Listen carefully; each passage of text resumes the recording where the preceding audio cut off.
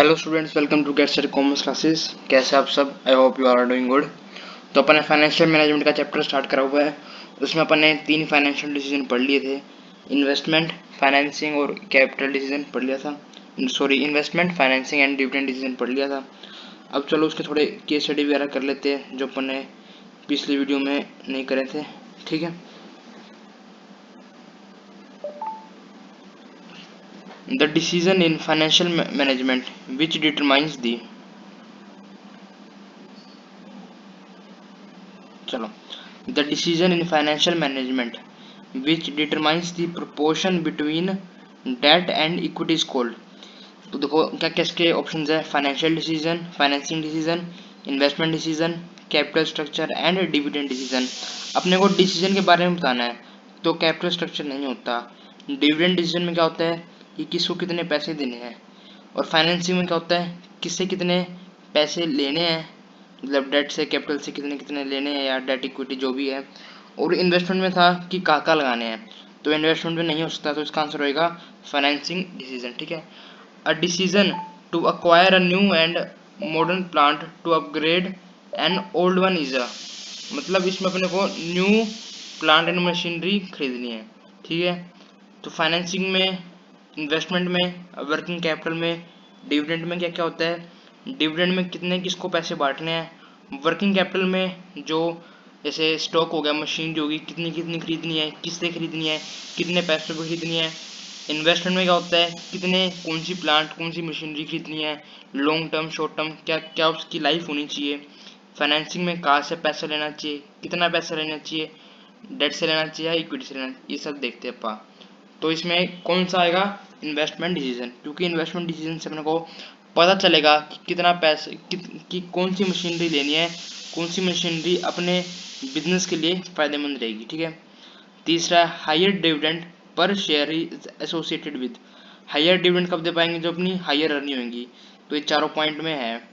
फिर था high cash flow. High cash flow भी होना जरूरी है, लेकिन सी में नहीं है, तो सी पॉइंट काट दो। ठीक है।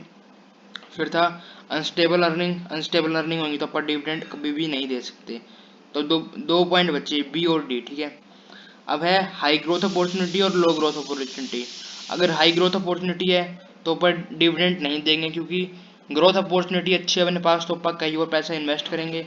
लेकिन अगर लोअर ग्रोथ अपॉर्चुनिटी है तो अपने पास कहीं भी दूसरा एक अल्टरनेट नहीं है इन्वेस्ट करने का, तो अपन डिविडेंड दे देंगे। तो इसका आंसर होएगा डी।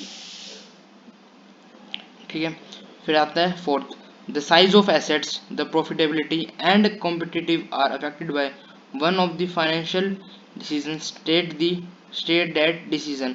साइज ऑफ एसेट से आप समझ जाइए कि यह इन्वेस्टमेंट डिसीजन, क्योंकि जो एसेट्स है वो मेनली किस में, कौन से डिसीजन में आता है, इन्वेस्टमेंट डिसीजन में। तो इसमें डिविडेंड डिसीजन भी नहीं होगा, ना फाइनेंसिंग होगा, ना ऑल ऑफ दी अबव। तो इसका आंसर रहेगा इन्वेस्टमेंट डिसीजन। ठीक है।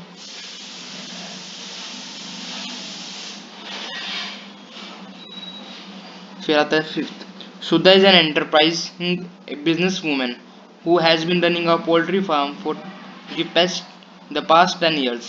She has saved rupees 4 lakhs from her business.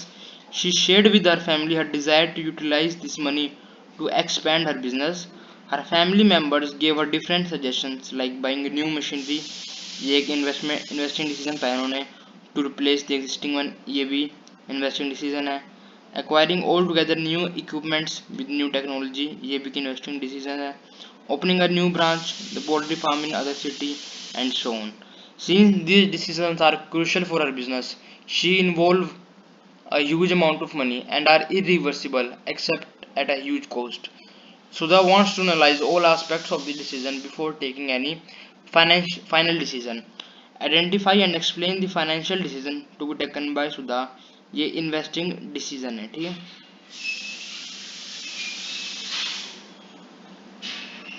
Investing decision also explain briefly the factors that will affect this decision. कौन कौन से फैक्टर्स इफेक्ट करेंगे इन्वेस्टिंग डिसीजन में, कौन कौन से होते हैं। एक तो जो आप इन्वेस्ट करेंगे जहाँ पे, उसकी रिटर्न क्या है, और अपने कैश फ्लो कैसा है अपनी बिजनेस एंटिटी में। और अदर एस्पेक्ट्स भी है, जैसे कोई टैक्स हो गया, कोई मान लो ब्रोकरेज होगी, वो अदर एस्पेक्ट्स भी उनको देखने पड़ेंगे। ठीक है। सिक्स्थ पॉइंट, सारा limited is a company manufacturing cotton yarn It has been considered, 2 minute,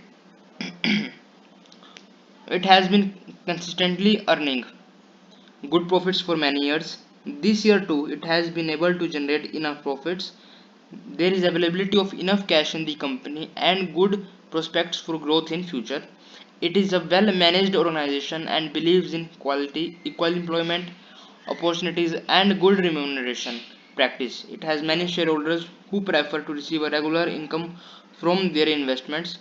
It has taken a loan of 40 lakh from IDBI Bank and is bound by certain restrictions on the payment of dividend according to the term of loan agreement. The above discussion about the company leads to various factors which decides how much of the profit should be retained and how much to be distributed by the company. इसमें कौन सा decision है? Dividend decision, ठीक है. Quoting the lines from the above discussion, जो अपन ने अभी ये पढ़ा है, identify and explain any four such factors which will affect dividend decision. चलो पढ़ते हैं. It has been constantly earning good profits, मतलब स्टेबिलिटी ग्रोथ है, ये एक हो गया. इनफ प्रॉफिट्स, ये कह सकते हो अच्छा कैश फ्लो है, ये भी कह सकते हो. इनफ कैश है, कैश फ्लो पोजीशन अच्छी है, ठीक है. गुड प्रोस्पेक्ट्स है, मतलब फ्यूचर ग्रोथ है. फ्यूचर ग्रोथ है तो डिविडेंड नहीं देंगे, ये पॉइंट अपन ने भी पिछली केस स्टडी में पढ़ा था, ठीक है. ये है, और क्या है? It has many share holders who prefer to receive a regular income from their investments. मतलब दो थे, जैसे दो ब्लड, जैसे तो यंग ब्लड हो गया और एक तो ओल्ड मैन हो गया. ओल्ड मैन को ज़्यादा इंटरेस्ट नहीं चाहिए होता, ज़्यादा चाहिए होता है, लेकिन यंग ब्लड को कम इंटरेस्ट चाहिए होता है, क्योंकि उनको ये लगता है कि लॉन्ग टर्म में ज़्यादा प्रॉफिट कमा पाएंगे, ठीक है. ये 3-4 तो ये होगी. It has a loan of 40 lakh, ये हो गया कि मतलब थर्ड पार्टी का जो दबाव है, कंसंट्रेंट्स है थर्ड पार्टी की, ठीक है. ये होगा. आपने 6 केस स्टडी पढ़ लिया है, किस रिलेटेड? फाइनेंशियल मैनेजमेंट के जो डिसीजन है उससे related. Thank you and bye bye. अगर आपको वीडियो अच्छी लगी हो तो लाइक, शेयर और चैनल को सब्सक्राइब कर देना. Thank you and bye bye.